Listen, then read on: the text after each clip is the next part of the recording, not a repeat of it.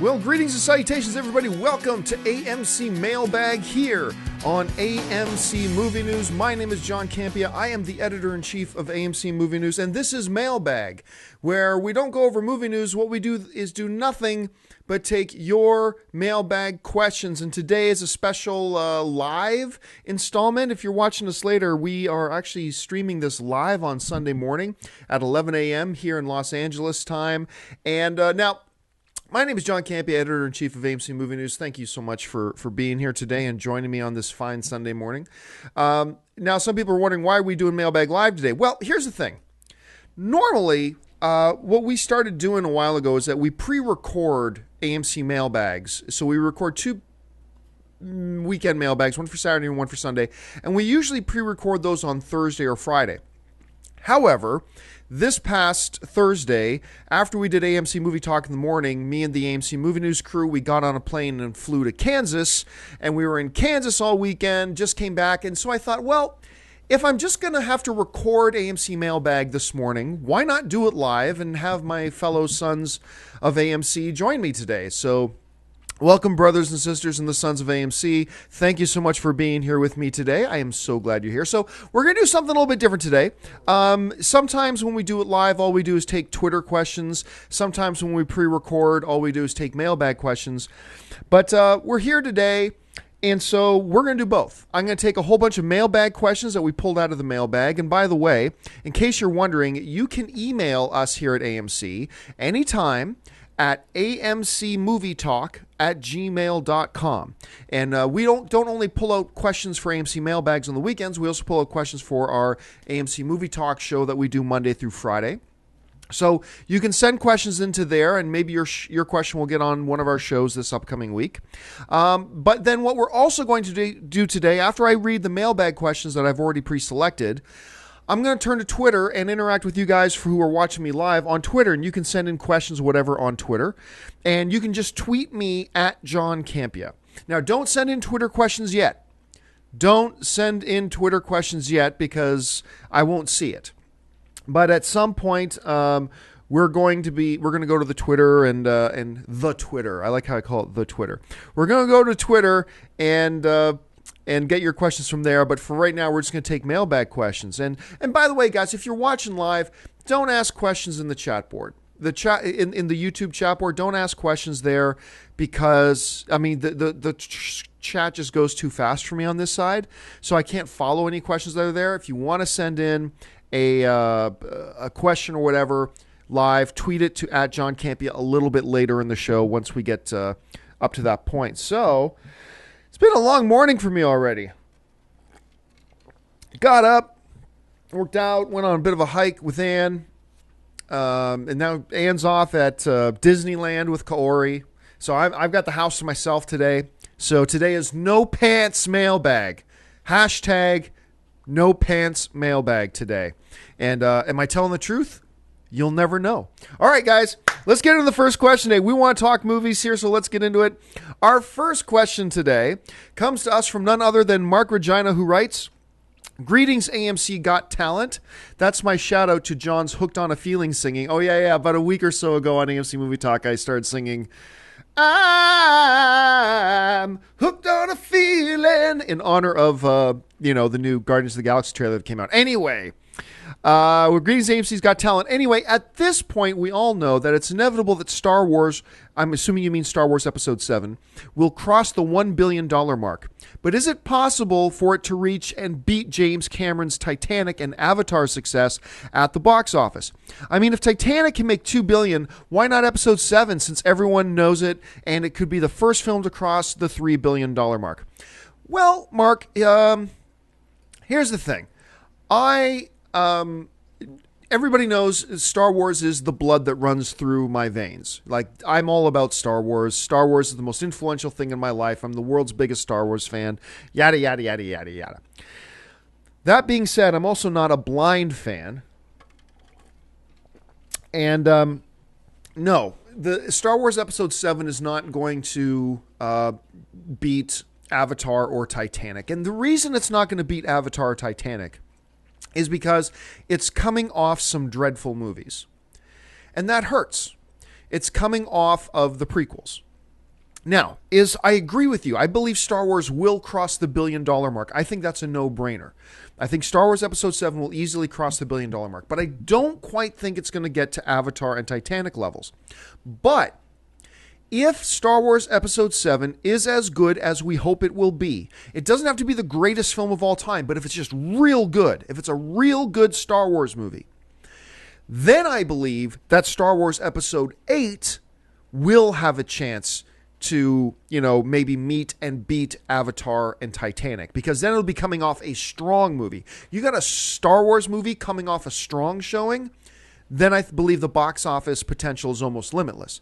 But I just don't think that Star Wars Episode 7, this one, will cross the $2 billion mark. I believe it'll cross the $1 billion, but I don't think it'll cross the 2. So now let's all just sit back, cross our fingers, and hope that JJ is going to give us the movie that we think he's going to and that we hope he's going to.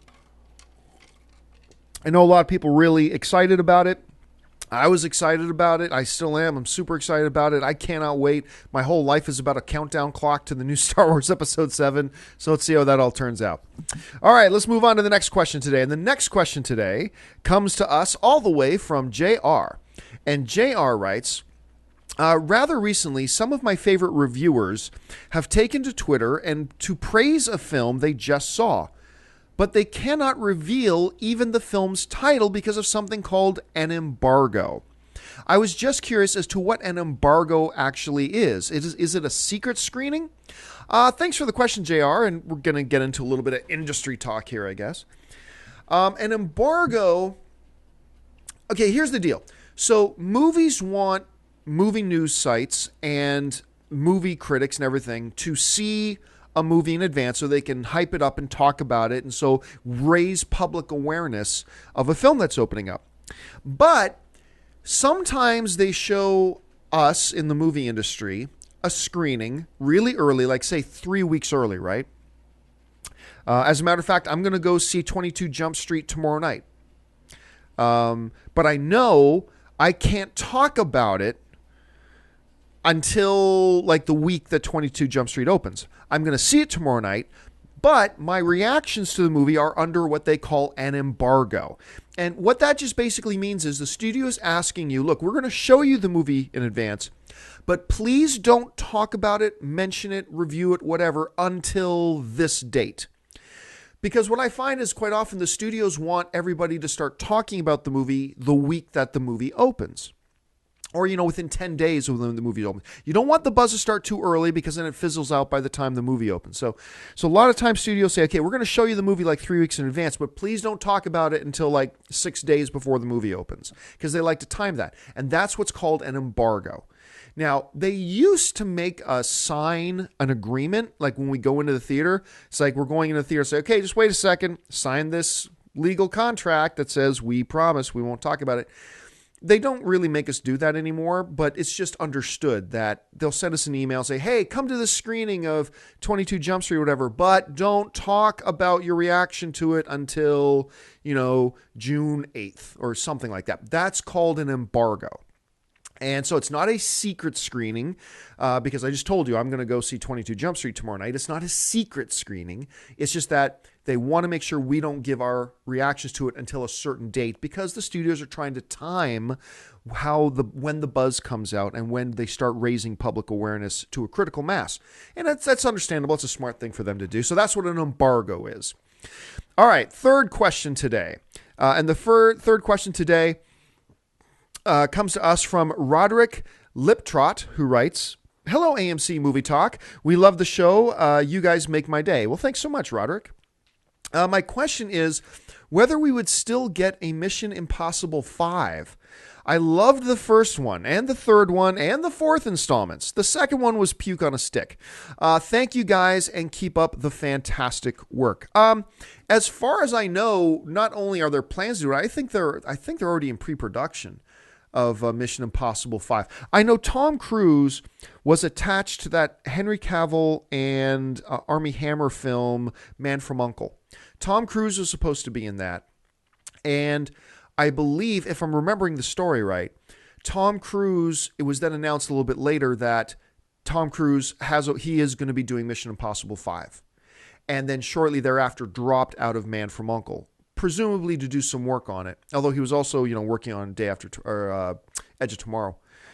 So anyway, yes, Mission Impossible 5 is coming. I really like the fourth installment. The fourth installment was just that's the most recent one they did.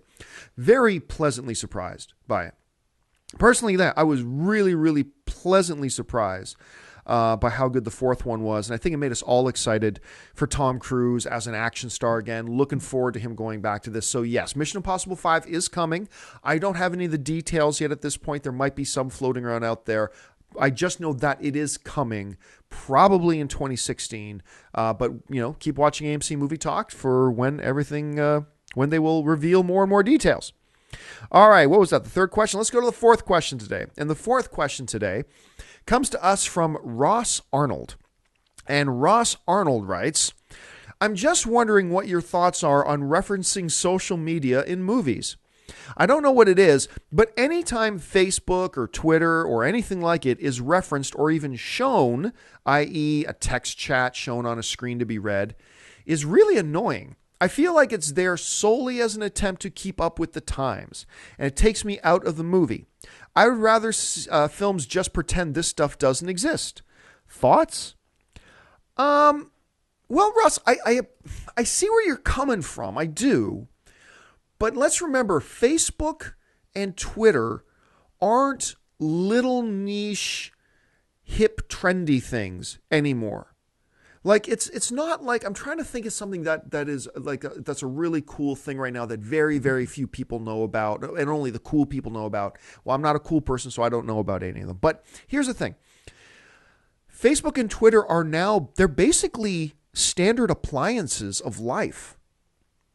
I mean, just about every human being on the world uses Facebook, and an awful lot of people use Twitter. So it's not like Twitter and Facebook are like these tiny little niche things that a movie can throw in and say, hey, throw in this to show how cool we are. No, to me, the reality is today, Facebook and Twitter are just as standard and normal as seeing, somebody pick up their cell phone and, start talking. My cell phone case is also my wallet. So anyway, pick up their thing and start to, that's not them just trying to be trendy. That's just real life. That's reality. When we see somebody in a movie get in a car and drive it, we don't say, oh, they're just trying to be trendy and hip with the times. No, almost everybody has a car. That's real life. If you're going to make a movie and make it feel like real life, then from time to time, you show somebody driving a car. You show somebody from time to time talking on a phone. From time to time, somebody going to bed. From time to time, somebody using Facebook and somebody using Twitter. It's just such a normal, mainstream part of our society and culture now that, to be honest with you, I would almost feel like it's missing something if there was never any reference to Facebook or Twitter or whatever like that, if it's within context of what they're doing. So no, I appreciate where you're coming from, Ross, but I got to tell you, I just don't particularly agree with you on this. Like, to me, it doesn't feel out of place unless they force it in somewhere. But if some teenagers are on a computer, on a tablet, whatever, and Facebook or Twitter or something on Facebook and Twitter get mentioned, that doesn't feel forced to me. That feels like what it should do and what it should be. To be honest with me, it would almost feel out of place if they don't mention it. So anyway, that's just my thoughts on that. Thanks a lot for the question. Let's move on to question number 5. Question number 5 from the mailbag today. And question 5 comes to us from Aaron Tansman. I hope I'm saying your name right, Aaron. Aaron Tansman, who writes, on last Sunday's mailbag, you talked about the chances of having a fan join the AMC panel for an episode of Movie Talk. And I agreed completely with you with what you were saying. What I want to know is, would you ever consider inviting an actor or director, etc., to your panel? Not for an interview, but for a regular episode of AMC Movie Talk. Of course, all these people in the business have full schedules, and I'm not sure if they would join you unless they had something to promote, but I still think it would be interesting to hear the opinions of some better-known people. Do you think that's possible? Thanks a lot for the question, Aaron. For those of you who don't know what he's talking about, a question came up on AMC Mailbag a couple of weeks ago that Schnepp and I addressed. Somebody saying, hey, why don't you ever have just like AMC Movie Talk fans come on the show and be on the panel too? And I've always said I'll probably never do that because, when I watch ESPN and I watch, NFL Today, I want to see the panel of experts that I have come in to watch. I don't want ESPN to now suddenly grab some average sports fan from Toledo and bring them on. You want a contest, you get to be on the panel today, because I'm not interested in watching that. Even if you put me on ESPN, I don't think that football fans who are serious enough that they want to tune in and watch, these panel of football experts talking movies, they don't want to see me on it just because I won some contest. So I've always said, no, I'll probably never do that because I don't think it's what the viewers want to watch. I think viewers want to be on, but I don't think viewers want to watch other viewers. That's just my opinion, and that's the way I'm going to go with it. But now what you're asking is interesting. We often have actors or directors or whatever come into studio to talk about films they're coming on. But what was your name? Aaron? Was Aaron your name? Yes, Aaron. What Aaron is asking is, could we ever have just a director or an actor come in and just be on the panel, not to interview, not to talk about a movie they've got coming up, but just to be a part of the panel? It's an interesting question, and I would enjoy it. I would like it. Like, we had Sebastian Stan, a.k.a. the Winter Soldier from Captain America. He came in, and we interviewed him for like 10 or 15 minutes. He was on AMC Movie Talk a few weeks ago, and I loved having him. I would love to have him back just to come in and sit between me and Schnepp and Amy Rose and just talk movie news with us. The problem is, I don't think he'd want to do that.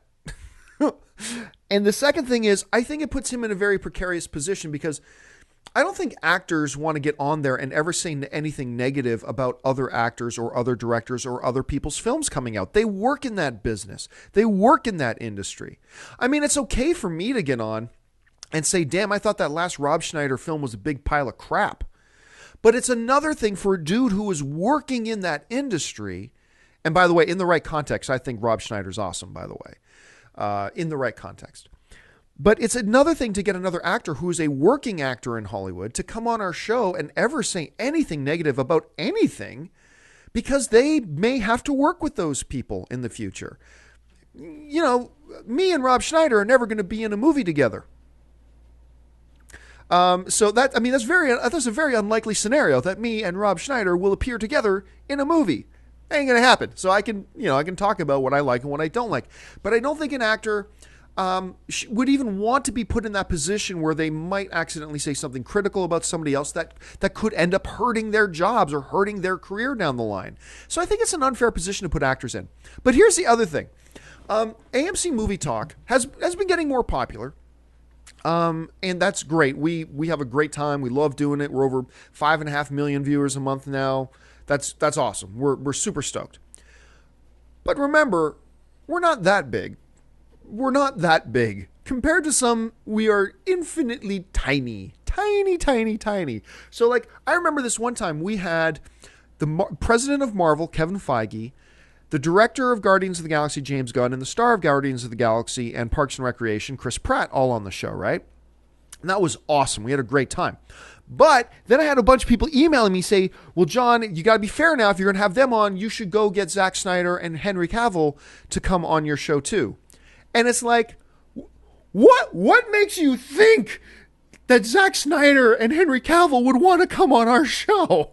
Yeah, that's great. We're growing and some people watch us and we have some guests. That's great. But some people seem to think now that I'm in some kind of position that I can just pick up the phone. Yeah, it's John. I'm calling for Zack Snyder. Yeah, just tell him, I know he's busy. He's shooting Batman vs. Superman, but just tell him I called and tell him that I am going to allow him, and he can bring along that Henry Cavill dude too. Tell him I'm going to allow him to come on to AMC Movie Talk. Tell him to get back to me and we'll work out a day. I'll have Amy Rose call him back. We'll work it out. That's not the real world we live in. I call Warner Brothers, say, hey, this is John Campion from Click.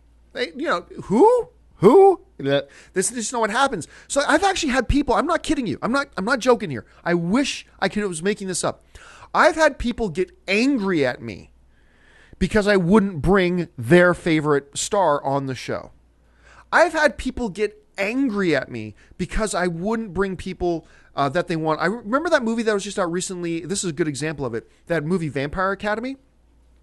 I kid you not. I got a couple of, seriously, I think they must have been from the same chat board or something somewhere, because it was kind of an odd thing to come up and a bunch of people started emailing at once. But I had some girls email me like lividly angry that I refused to have the cast of Vampire Academy on our show.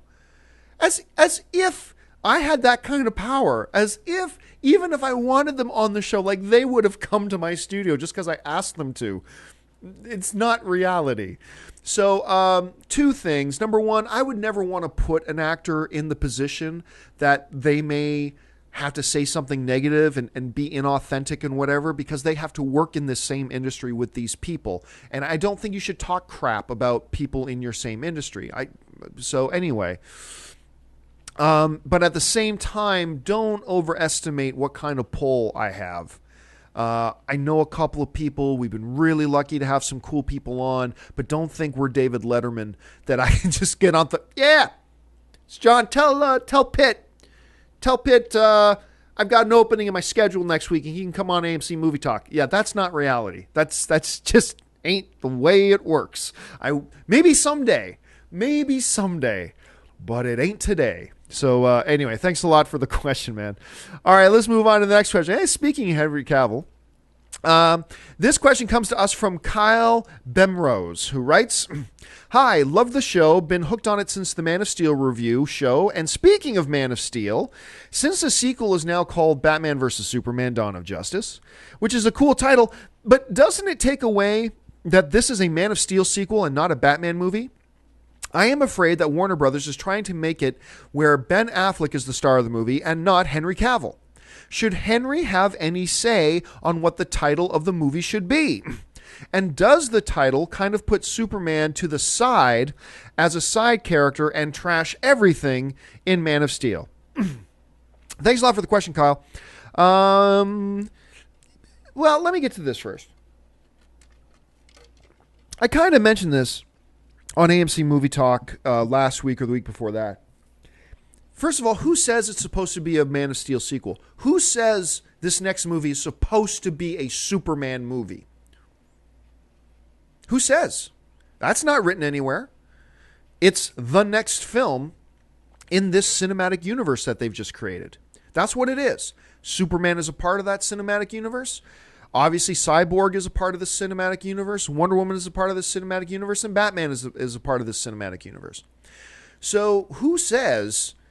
I still have this conversation with people weeks later. A lot of people saying, well, this is a Superman sequel. Who says? This is Batman versus Superman. And I said this before on AMC Movie Talk the other day, too. I do believe somewhere down the line, maybe 2017, 2018, I believe we're going to get a Man of Steel 2. But this movie ain't it. This is Batman versus Superman: Dawn of Justice. That's what this movie is. I do believe there's a Man of Steel sequel down the road. Just like, Avengers wasn't Thor 2. A Thor 2 came later, after Avengers. So now we've got Batman vs. Superman: Dawn of Justice. This isn't the Man of Steel sequel. There will be a Man of Steel sequel, but this ain't it. This isn't Superman's movie. This is Superman and Batman's movie. And we've already explained why it's important that Batman's name go first in Batman v Superman.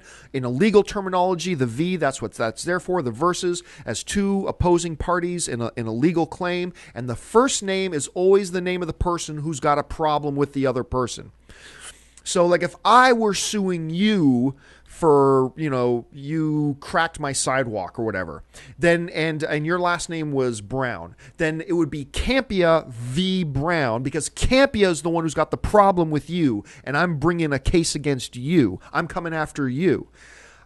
In Batman v Superman, that's the kind of the system they set up. Batman is clearly the one who's got a problem. I believe that the title tells us that Batman is coming after Superman. That Batman's got a problem with Superman, with Kal-El, and he's coming after him. So that's why I believe the title is like that. Now, on to the other part of your question about should Henry Cavill have a say in, you know, what the title is. And there's a pick. I've actually had really great opportunities, like 2 or 3 or 4 times to get together with Henry.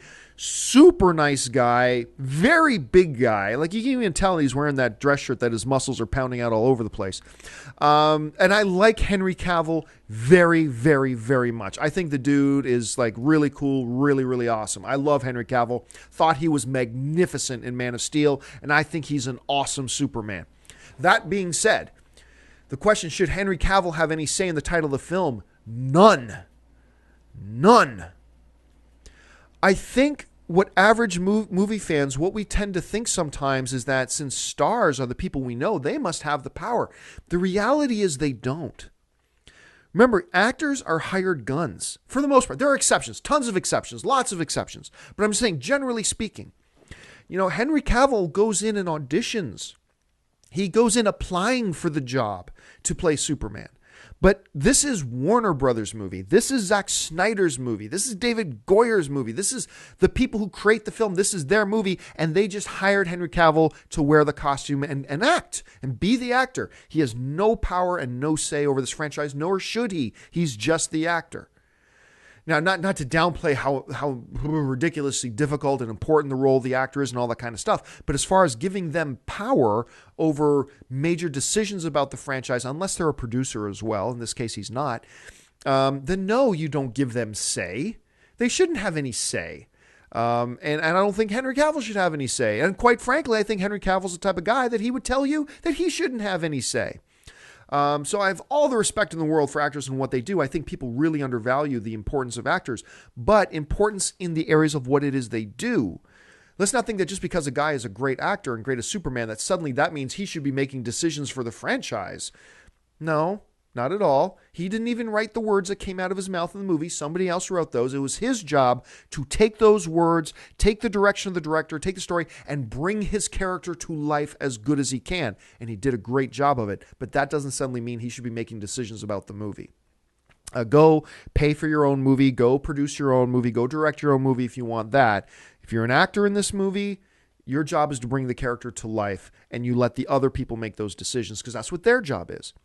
So no, I don't think they should do that. Anyway, let's go on to the final mailbag question today. And by the way, now I will say, guys, if you want to tweet in some live questions, now's the time that you can start tweeting live. And by the way, guys, listen, ask me about movies.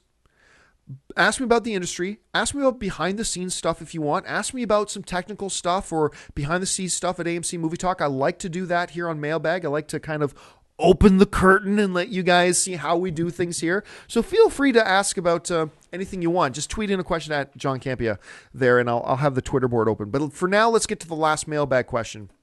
And the last mailbag question today comes to us from Jesse Williamson, who writes, "Greetings, AMC crew. I would love to be involved in the film industry in any way possible.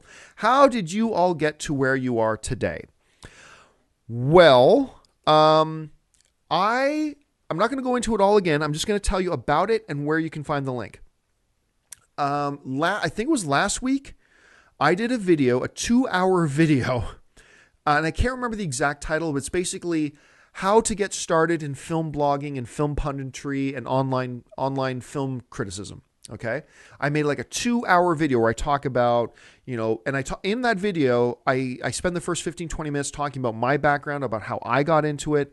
I talk about what you should and should not be trying to do. I talk about the technical aspects of how to put something together and all that kind of stuff. It's a 2-hour video.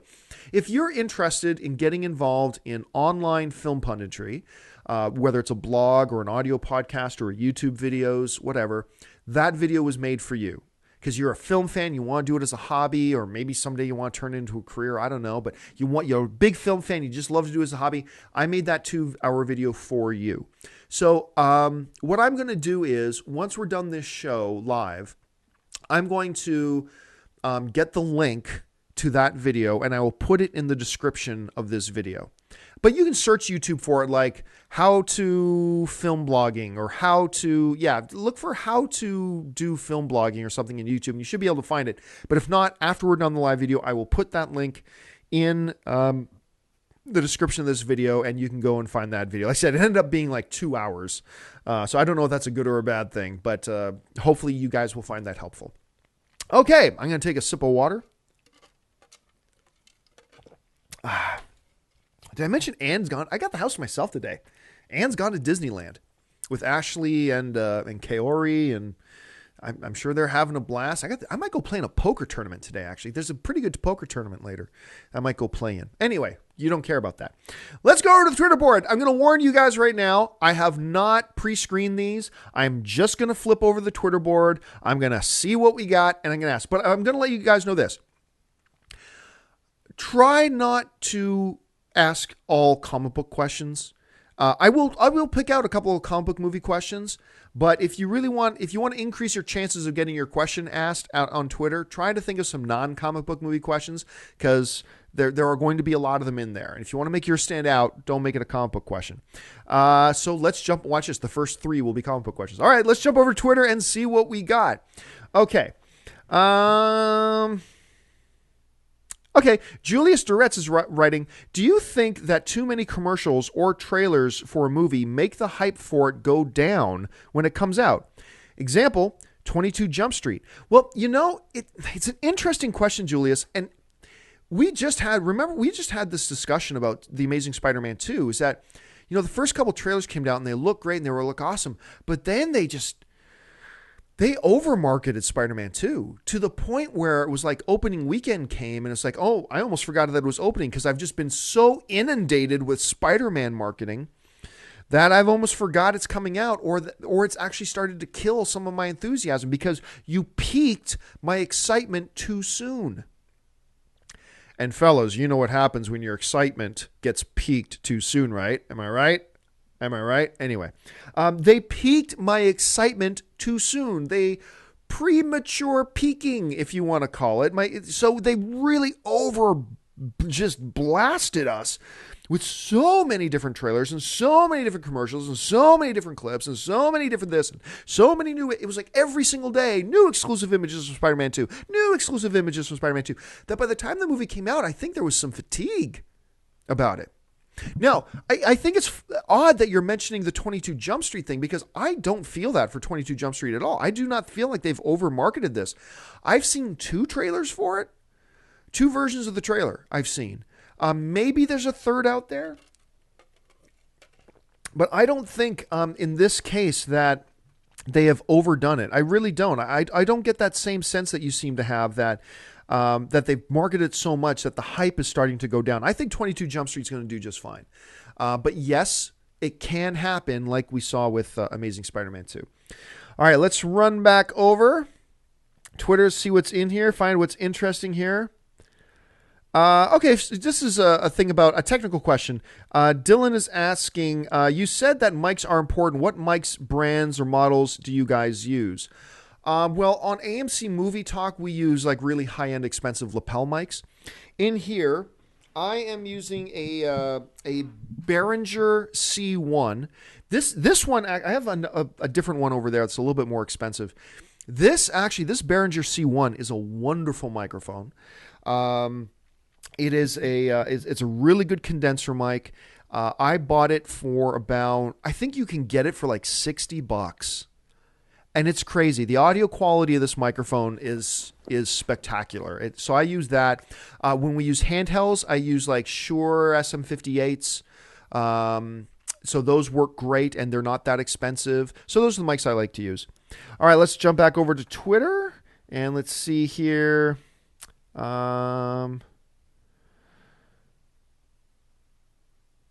Let's see. Okay, let's try this one. From Film Junkie. Film Junkie's asking, out of all the actors that are up and coming, who do you think is here to stay and will become huge? Fassbender, Pratt? Well, Fassbender, I don't think Fassbender is up and coming any longer. Michael Fassbender is here. He's arrived. He is now a major name. He is an A-lister. Directors are now lining up to work with him. So he's a man. He's not the man. He's one of the mans now. So Fassbender's already here. This year is going to tell us this next upcoming 24 months is really going to tell us if Chris Pratt is going to be that same type of thing. And I think he will, because not only does he have his hit show, I think now he's a major character in the Marvel Cinematic Universe, but he's also going to be the lead guy in Jurassic Park 4. He's got a lot of stuff coming up. Me and Amy Rose often joke, we say, this is going to be the year of the Pratt. And we really believe that. We love Chris Pratt. He's actually, don't forget, guys, Chris Pratt is one of the honorary members of the Sons of AMC. I mean, he rocks the Sons of AMC shirt. So don't forget, he's one of us. So we got to talk nicely about him. Now, I'll talk crap on him when he does something crap. But right now, I've loved everything the dude has done. I do think he's going to be around for the long haul. All right, let's jump back over. Michael Gullock asks, John, what do you like most about your job at AMC Movie Talk? I got to tell you, my favorite thing, first of all, I've got the best job in the world. I get to, Schnepp, Amy Rose, Dennis, we get to watch and talk about movies all day. Now, don't get me wrong, we bust our asses. I work 12 to 14-hour days every day, Saturdays and Sundays included. It's a hard job, but it's the best job in the world. And I love talking movies and all that kind of stuff. But honestly, and this is going to sound like I'm trying to pander to the audience, my favorite part about my job running AMC is interacting with other movie fans, interacting with our viewers, whether it's on shows like Mailbag. Like, why do you think I like doing it live when I do it, I like to pre-record the shows, but hey, if I'm going to do the show on Saturday and Sunday, if I have to do them then, why do you think I do it live? Because I just love interacting with the viewers of the show. You know, when we go to AMC Burbank 16 or we're at some other theater in LA or we're out and about, you know, it's happening more and more. It's kind of weird that people like come up and introduce themselves to us. And I love it. I think it's awesome. Like, it's kind of weird. So like, we'll be at AMC Burbank 16 going to see X-Men or something. And somebody will come running up and say, hey, John, just want to say, love AMC Movie Talk. And it's like, he doesn't want to bother me. He starts to walk away. And I'm like, no, come back here. And I'll shake his hand and say, tell me your name. What do you think of the movie? And he's like, now I feel like I'm needy or something because I want to stay and talk to them. I want people, I don't know, people think they're bothering me when they come up. And I know Schnepp has had this experience too. People seem to think they're bothering us when they come up to say hi. You're not bothering us. We think it's awesome. We think it's the coolest thing in the world. And if you're going to come up and say hi, then let's talk movies for a second.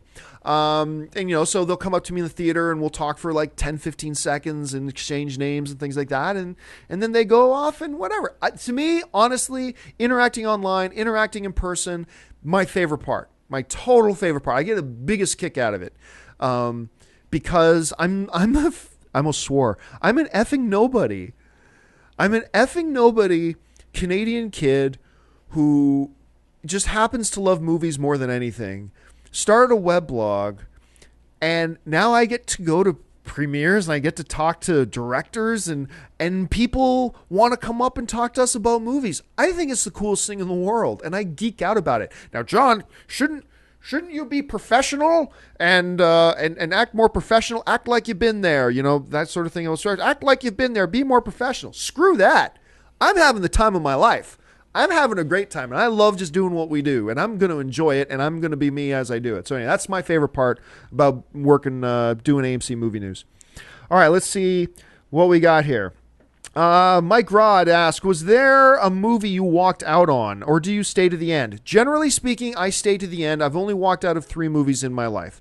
One was The Ringer, and that was with Johnny Knoxville, because I shouldn't have been, but I was just horribly offended by the film, and nothing offends me, but that offended me.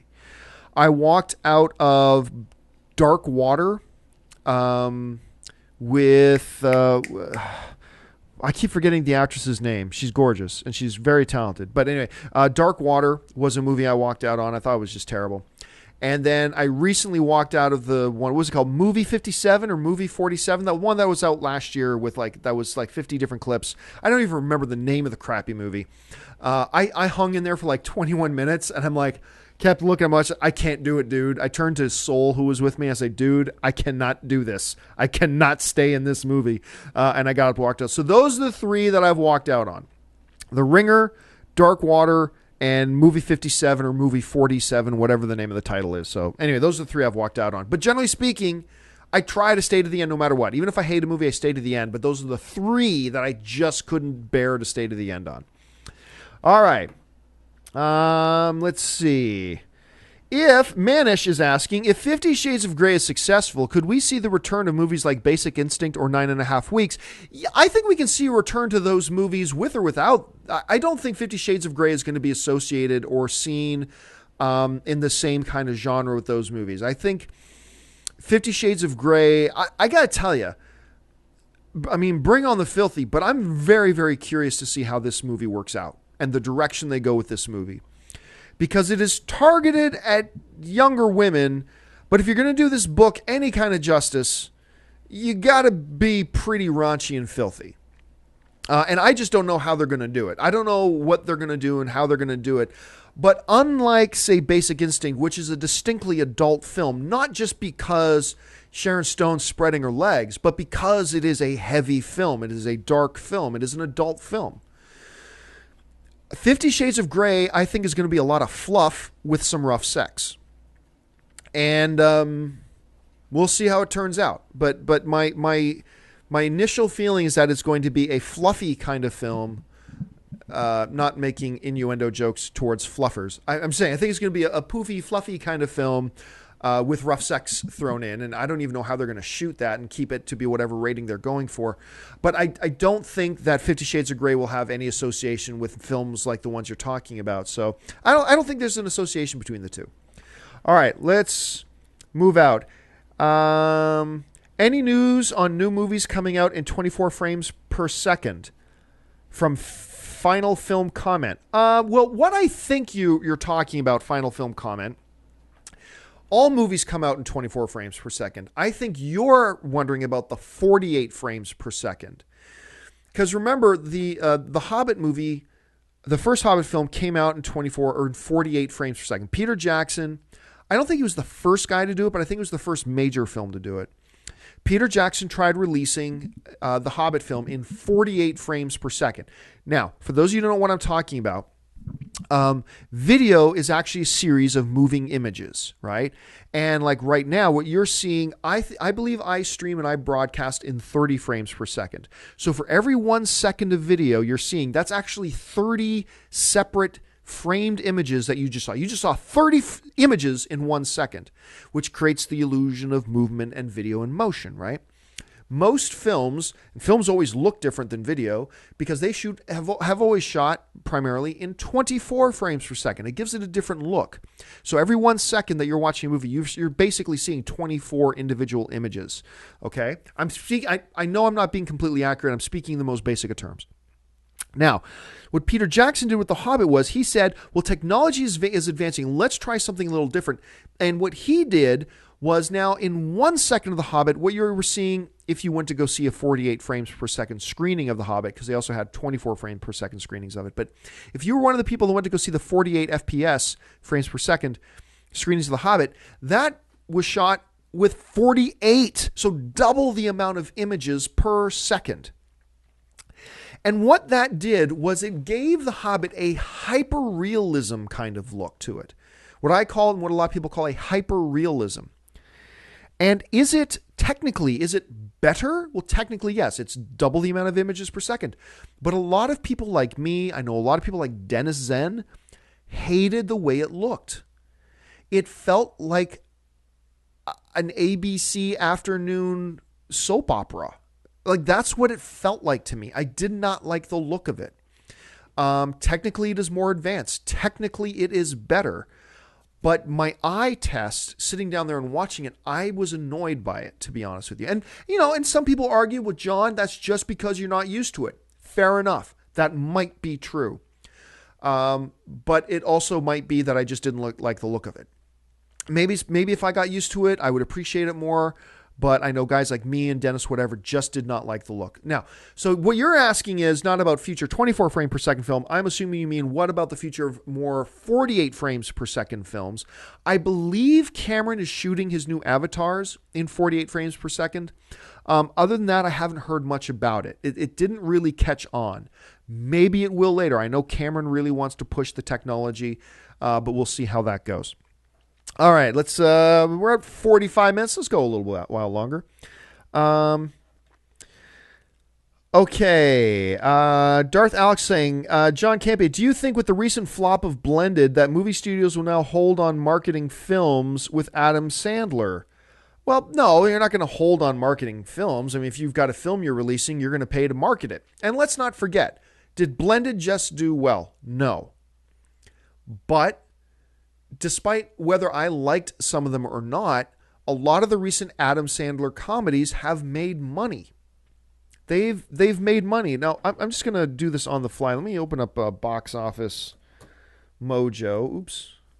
Box Office Mojo, and I'm going to look for Adam Sandler. And let's look at some of his films. Actually, forget that. Grown Ups. Let's look at Grown Ups. No movies. What? Oh, because I misspelled Grown Ups. Apparently, I can't spell grown. Grown Ups. Okay. Well, let's look. Grown Ups, which I did not like. I was not a fan. Well, no, I'll come right out and say it. I hated it. Grown Ups domestically made $162 million and made $271 million worldwide. All right. Now, if we look at Grown Ups 2, which I thought was even worse, still made $133 million domestically, $246 million worldwide.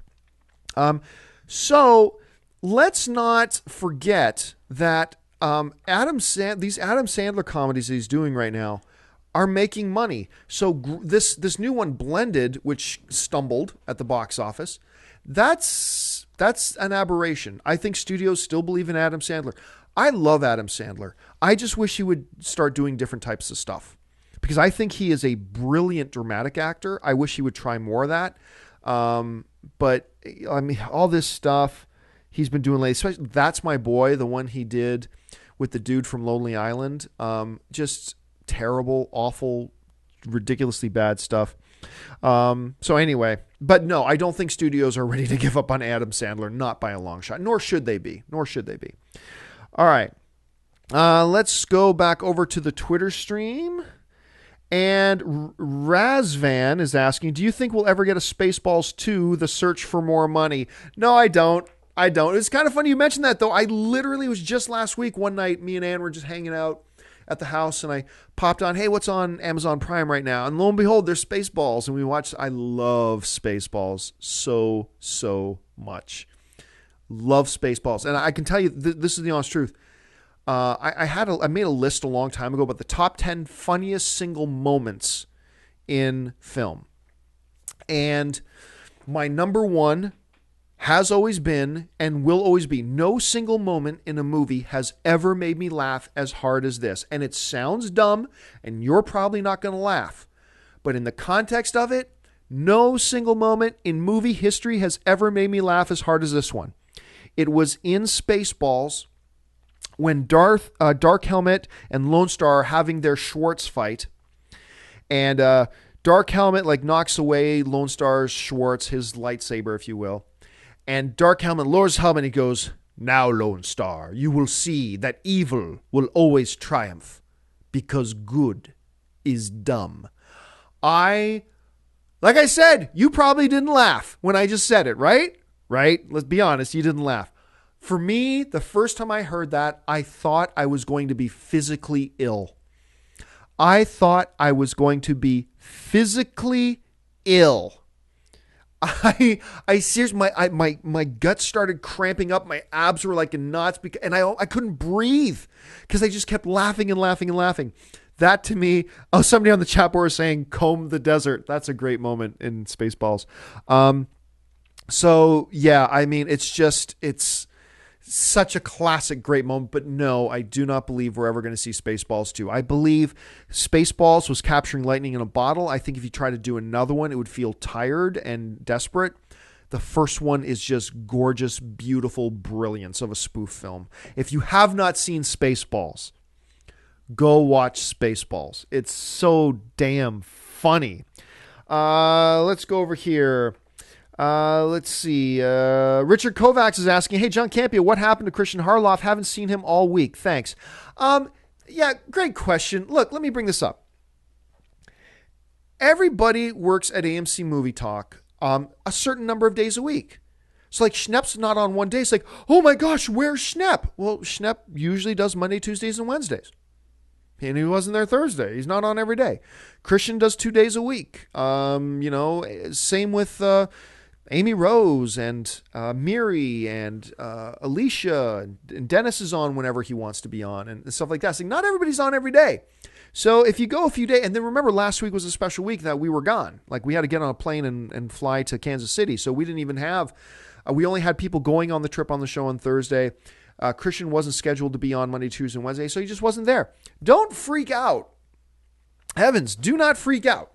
If you're a viewer of AMC Movie Talk and you don't see one of your favorite personalities on there for a couple of days, don't freak out.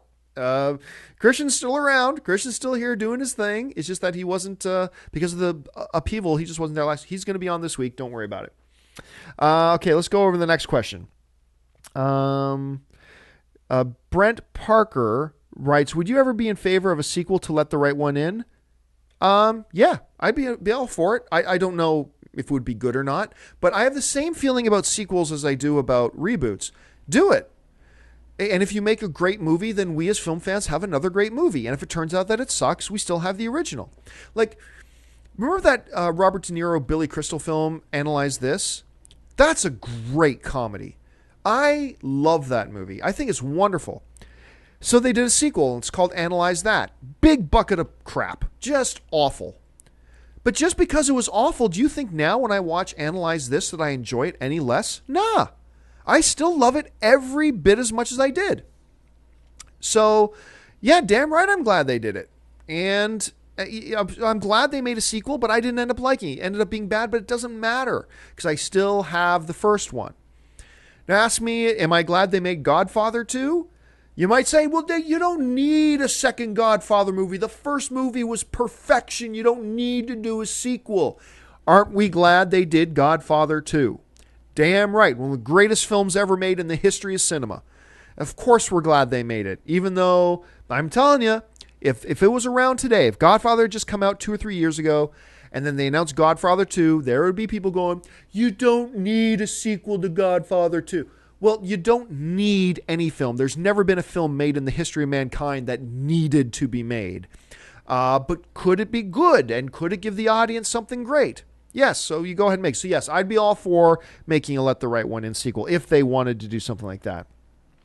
Okay, let's go over here. Will we see, David Bonilla is writing, will we see a Karate Kid 2? Obviously, you're talking about the Jaden Smith version, which, by the way, I really like the Jaden Smith one. I know that's not popular to say. You're supposed to say the original's better, John, no matter what. I'm going to tell you, I think I liked Jaden Smith's more. There, I said it. I like Jaden Smith's more. I really like the original Karate Kid. Will always have a special place in my heart. Frank Morita forever. Or Pat Morita forever, I should say. But I really enjoyed what they did with the Karate Kid in Jackie Chan and Jaden Smith's one. I really did. Now, will they do a sequel? I don't think so. I think they've moved on from it. And I don't think we're ever going to see a sequel to it. I just don't. I'd be okay with it if they did, but I don't think that's where they're going. All right, let's try this. David Bonilla is also asking, what do you think about piracy, John? I think piracy is theft. Piracy is theft, plain and simple. And only dudes who want to justify their own theft try to say otherwise. But piracy is theft. It just is. If somebody makes something for the purpose of selling it, and you circumvent them and take it without paying for it, you're stealing. You're stealing. And some people say, well, John, it's just that, movies are expensive to go to. Oh, so are Lamborghinis. Does that make it okay for you to go hop a fence and steal a Lamborghini? No. Piracy is theft. Now, I don't like the way the MPAA deals with piracy. I think they're stupid, quite frankly, on how they deal with piracy and the way they've addressed it and stuff like that. But I do agree that piracy is wrong and it should be stopped and people shouldn't do it. I agree with that. But I also believe there's a right way and a wrong way of dealing with it. And for years now, the MPAA has been giving us a clinic on how not to properly deal with an issue. When you deal with it as badly as they've dealt with it, it only infuriates people and makes people want to do it more because you've pissed people off. So I am not an extremist on one way or the other. I don't like the way the MPAA has handled things. I think it's been a classic example of how to be stupid and how not to do things right. But at the same time, I do agree with them that piracy is wrong and should be stopped. So anyway, that's basically my feelings on piracy. Okay, let's go back over here. Oh wow, we've just had a lot coming in here. William Parcells asking, do you think the Fast and Furious series can go on without Paul Walker? Yes, I do. I do. I mean, despite the tragedy, despite all that kind of stuff, he was a very important part of Fast and Furious. Absolutely, all that kind of stuff. But yes, Fast and Furious. If they want to do Fast and Furious 8, they can. And they can move on. It's just life. Life moves on. If I got hit by a meteorite today, can AMC Movie Talk go on? Yes. Am I the most important guy at AMC Movie Talk? Yes. But it doesn't mean it can't move on. Life moves on. And so, Amy Rose would step up. She'd take my job and she would keep moving forward with it. And she would do a great job with it. So, yes, Fast and Furious can move on without Paul Walker, as tragic as his loss was. Okay, let's see.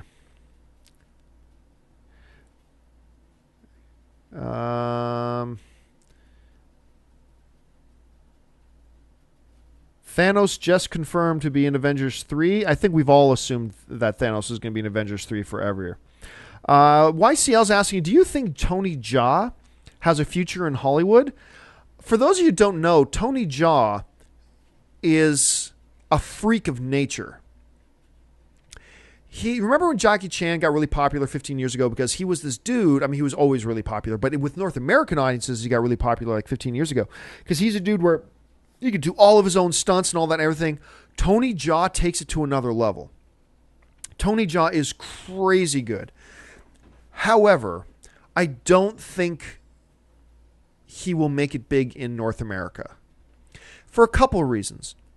One, with Jackie Chan, first of all, Jackie Chan always had a better grasp of the English language than Tony does. And it's hard to make it big in North America on screen or whatever when you don't have even a rudimentary grasp of English. Now, Tony's been getting better, but he's never been as good at it as Jackie Chan. But the other thing that Jackie Chan had going for him is that there was also this lovable, almost Peter Griffin-like nature to him. Jackie Chan was not only a great badass, he was this lovable, almost buffoon kind of dude. So he was able to be the ultimate badass and yet be this lovable guy that you just want to pinch his cheek and go, oh, Jackie. So Jackie was that kind of a package and continues to be that kind of a package. Whereas Tony Jaa is just this unbelievable physical presence on screen, but I don't know that that's enough for him to make it quote unquote big in North America. Let's see what happens. I mean, who knows? The guy is freaking sick talented. Sick talented dude. All right, I'm going to take one last question. Let's see here. Okay.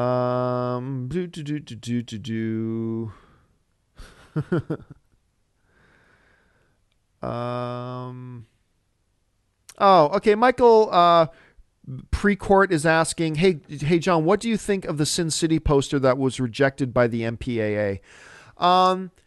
For those of you who don't know, Eva Green did a poster for Sin City, and it looks like all the other Sin City posters, except the blouse she's wearing is a little bit sheen, and it's kind of see-through in many ways, and so you can see the shape of her boobs. You don't see nipple. There's no nipple slip going on, but you can see silhouettes and shapes of her boobs through the shirt. Honestly, this is what I told a friend of mine this weekend, and I totally believe this. I don't believe the MPAA banned it.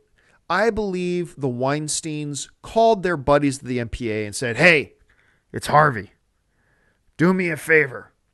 I'm sending over this poster. I don't know that that's what they talk like. I'm sending over this poster for Sin City. Do me a favor and ban it so we can talk about how our poster's been banned. So then the MPAA bans this poster, which I don't think would have been banned. And now everybody, because who would have been talking about this Eva Green poster? You know, just for the heck of it, I'll pull it up because there's nothing wrong with this poster. Green MPAA poster, Sin City. Let me see if I can find this picture here. There it is. I mean, you're going to see, you could do this on network television. You could put this picture up on network television and it would be fine. And here we go. There it is.